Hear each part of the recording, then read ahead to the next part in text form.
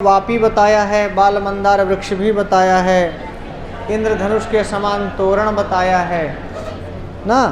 और इंद्रनील मणियों से बना हुआ हमारे यहाँ क्रीड़ा शैल होगा। तो ऊपर ऊपर से मेघ आएगा आकाश मार्ग से, और फिर अलकापुरी में उसके घर में आना होगा तो उसको नीचे आना पड़ेगा ना।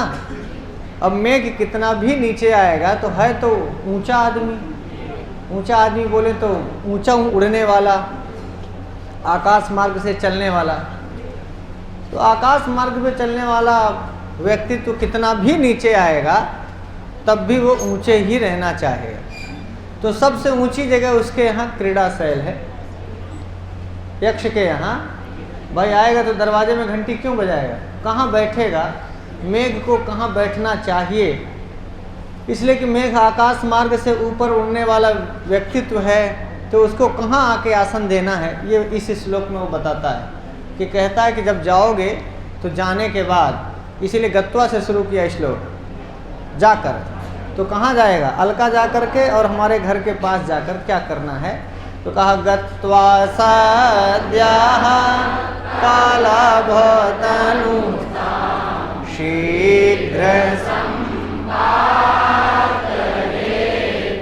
कलभ कहते हैं हाथी के बच्चे को ना, और हाथी के बच्चे के समान अपने तनु माने शरीर को कर लेना जाकर, गत्वा माने, और ये काम सद्या करना, हाँ जा करके तुरंत। अब वो हाथी के बच्चे के समान इसलिए कह रहा है कि छोटे हो जाओगे तो घुसना, क्योंकि ये काम रूपम मघोना है ना, अपनी इच्छा अनुसार रूप धारण कर सकता है, छोटा भी, बड़ा भी, लंबा भी, चौड़ा भी, जब जहाँ जैसी जरूरत हो उस प्रकार का बन जाना।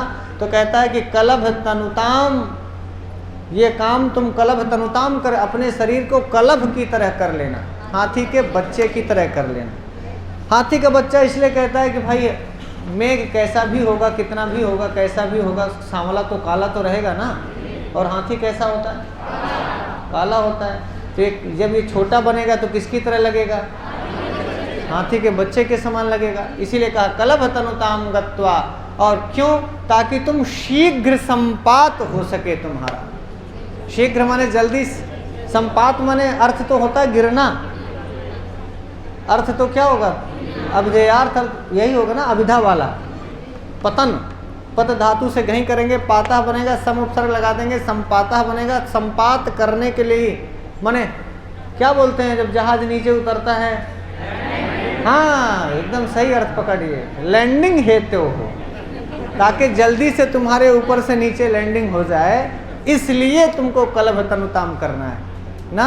शीघ्र संपात यही अर्थ हुआ कि जल्दी से नीचे उतर जाओ, जल्दी से नीचे आ जाओ। इसके लिए छोटे रहोगे तो उतरना बैठना सब आसान रहेगा, घर में प्रवेश करना आसान रहेगा, घर में घुसना आसान रहेगा, ऊपर से नीचे उतरना आसान रहेगा। इसलिए शीघ्र संपात हेतो कलभ तनुताम गत्वा, जल्दी से नीचे उतर आओ, इस हेतु से, इस कारण से तुमको हाथी के बच्चे के समान अपने शरीर को कर लेना चाहिए।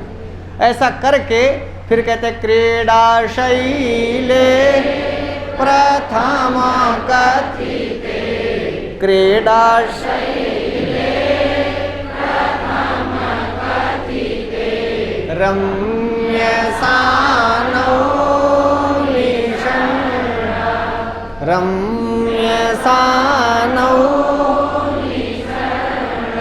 तो कहता क्रीड़ा शैले निषण्ण, क्रीड़ा शैल में बैठे हुए ना। तो क्रीड़ा शैल में किसको बैठाया, मेघ को बैठाया, क्योंकि सबसे ऊंची जगह उसके घर में क्या है, क्रीड़ा शैल ही है। और वो ऊंचा व्यक्तित्व है, आकाश में उड़ने वाले को एकदम में आप भूमि में थोड़ो छोप दोगे, इसीलिए कहाँ बैठने को बोला, कि जो हम इंद्रनील मणियों से बनवाए हैं अपने यहाँ वापी के किनारे क्रीड़ा शैल। अभी चर्चा हो रही थी ना, रचित शिखरा है इंद्रनील मणि से, जो जिसका शिखर बनाया गया है। तो कहा क्रीड़ा शैले, जो हमने प्रथम कथिते, जो मैं पहले ही कह चुका हूँ। प्रथम कथित मतलब इसके पीछे वाले श्लोक में बोल चुका ना। तो बोले किस क्रीड़ा शैल में, बोले प्रथम कथिते क्रीड़ा शैले। प्रथम कथिते में भी सप्तमी का एक वचन, क्रीड़ा शैले में भी सप्तमी का एक, और सानु माने चोटी, और सानव सप्तमी का एक वचन, जैसे गुरु का सप्तमी गुरु, साधु का भानु का, वैसे सानु का। और सानु रम्य है, रमणीय सानव। तो रम्य सानव में सप्तमी का एक वचन, प्रथम कथिते में सप्तमी का एक वचन, क्रीड़ा शैले में सप्तमी का एक वचन। उसमें निषण्णः, उसमें बैठे हुए ना। कौन बैठेगा? मेघ बैठेगा। कहाँ बैठेगा? ये क्रीड़ा शैल पहले हमारे द्वारा कहा जा चुका है। ऐसे क्रीड़ा शैल में जिसकी रमणीय चोटी है, तो रमणीय चोटी वाले क्रीड़ा शैल में बैठे हुए ना। रम्य शानौ निषण्णः मेघः, रम्य शानौ निषण्णः कहा। और रमणीय सानु किसकी है? क्रीड़ा शैल की। कौन वाला क्रीड़ा शैल? कहा जो मैंने पहले कह चुका हूं, प्रथम कथिते। कर लेंगे, बोले क्रीड़ा शैल प्रथम कथिते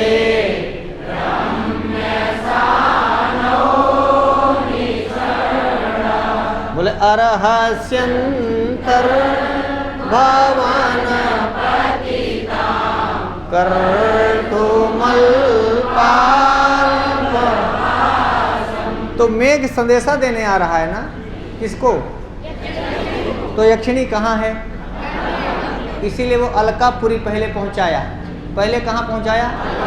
फिर यक्षिणी अलका में यक्ष के घर में होगी, तो फिर घर का परिचय बताया ना। अब जब घर का परिचय बता चुका, तो अब वो कहा कि तुम जाओगे तो जो हमारे यहाँ इंद्रनील मणि से बना हुआ क्रीड़ा शैल है, जब उसमें बैठ जाओगे तो अर्हसि अंतर्भवन पतिताम। अर्हसि, अर्हति, अर्हता, अर्हन्ति, अर्हसि, मध्यम पुरुष का एक वचन। अर्हस माने कर सकते हो। अर्हस का मतलब हुआ अर्ह माने योग्य, अर्ह माने समर्थ, अर्ह माने सकना ना। तो अर्हस माने कर सकते हो। क्या? बोले हमारे भवन में, पतित माने गिरा सकते हो, अंतर माने भीतर, हमारे भवन के भीतर विद्युत उन्मेष दृष्टिम कर्तुम अर्हसि। विद्युत उन्मेष दृष्टिम कर्तुम अर्हसि। घंटी नहीं बजाना। क्या करना? उसके पास क्या है ना। तो वही विद्युत को उन्मेष कर देना, खोल देना। उन्मेष करना मतलब प्रकाशित कर देना, बटन दबा देना, टार्च जला देना। तो विद्युत उन्मेष, विद्युत रूपी जो तुम्हारी दृष्टि है, विद्युत उन्मेष रूपी जो तुम्हारी विद्युत की चमक, विद्युत उन्मेष माने विद्युत की चमक रूपी दृष्टि। तो विद्युत की चमक रूपी दृष्टि किसके पास है? उसको कर्तुम अर्हसि, उसको कर सकते हो। मतलब बिजली चमका सकते हो। तो बिजली रूपी दृष्टि से कहाँ? तो बोले हमारे घर के भीतरवा। अंतर, अंतर माने अब भवन माने, अब पतित माने। हाँ, तो अंतर भवन पतिताम द्वितीया का एक वचन, उन्मेष दृष्टिम द्वितीया का एक वचन। विद्युत उन्मेष दृष्टिम, हमारे अंतर भवन, हमारे भवन के अंदर पतिताम, पतित कर सकते हो माने डाल सकते हो। क्या डालना है? बिजली की चमक। तो बिजली की चमक रूपी दृष्टि हमारे घर के अंदर डाल सकते हो, क्रीड़ा शैल में बैठे बैठे। बोलो हाँ। क्रीड़ा शैल दूर थोड़ी ना, उसके द्वारों में तो है। बोलिए। तो बोले वहां से अर्हस्यंतर कर्तुमल्पाल्प। अब विद्युत उन्मेष दृष्टि में हमारे घर के भीतर डाल सकते हो। अब बोले कि कैसी दृष्टि डालना? बोले अल्प अल्प भासम, अल्प अल्प, इकट्ठा ही ना चमक देना, नहीं तो हमारी यक्षिणियाँ डर जाएगी। कोई घर में है नहीं, अब घर में मनसेरू नहीं होता तो मेहरुए जल्दी डर जाती हैं। टार्च लगावे कोई रात को, डर नहीं जाएंगे। अब ये कहता कि हमारे घर के अंदर तुम विद्युत उन्मेष रूपी दृष्टि डालना हमारे घर के भीतर। लेकिन ये बताता है कि एकदम मेघ तो चाहे तो इतनी तेज प्रकाश कर दे कि एकदम झकाझक हो जाए उसका घर। बोलो हाँ। जब मेघ आकाश से बिजली छोड़ता है तो यहाँ पूरा झकाझक हो जाता है। और जब दुआरों में बैठ के मान लो लाइट मारे तो करंट ज़्यादा हो सकता है बिजली का। बोलो हाँ। इसीलिए मेघवा इस बात को समझता है, इसीलिए कहता है कि करंट कितना? बोले अल्प अल्प भाषा। एक बार अल्प नहीं बोला, 2 बार अल्प बोला, बोले डाउन कर देना बिजली का current, out down out down. अब भा माने चमक, तो अल्पाल्प भासम क्या विद्युत उन्मेष दृष्टिम, बोले विद्युत उन्मेष दृष्टिम करना, लेकिन कैसा बोले अल्पाल्प भासम, भा माने चमक, जिसकी चमक अत्यंत अल्प अल्प हो, एकदम थोड़ी थोड़ी प्रकाश वाली, ऐसी बिजली हमारे अंतर भवन पतिताम तुम कर सकते हो। बोलो हाँ। फिर सोचा कि यार पता नहीं मेघवा समझा हो ना समझा हो, तो फिर और डिटेल करता है कि कितना चमकना। बोले कितना चमकना, यदि लगातार 5-10 मिनट तक चमकते रहोगे गड़बड़ा जाएगा।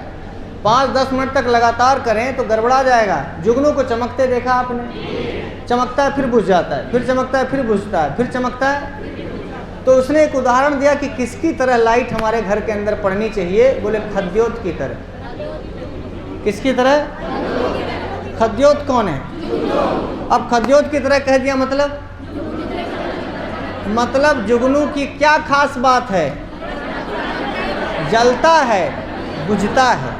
तो जलना फिर बुझ जाना, फिर जलना फिर बुझ जाना, फिर जलना, ना तो बुझे बुझे रहना, ना तो जले जले रहना। जुगनू की खास बात यही। बोलो हाँ। जुगनू की लाइट की खास बात यही कि जुगनू जलता है, बुझता है, जलता है, बुझता है, और जुगनू का प्रकाश आँखों को चुभता नहीं, सुंदर लगता है। बोलो, जुगनू की प्रकाश में इतनी तीव्र चमक नहीं होती कि आँखों में चुभे।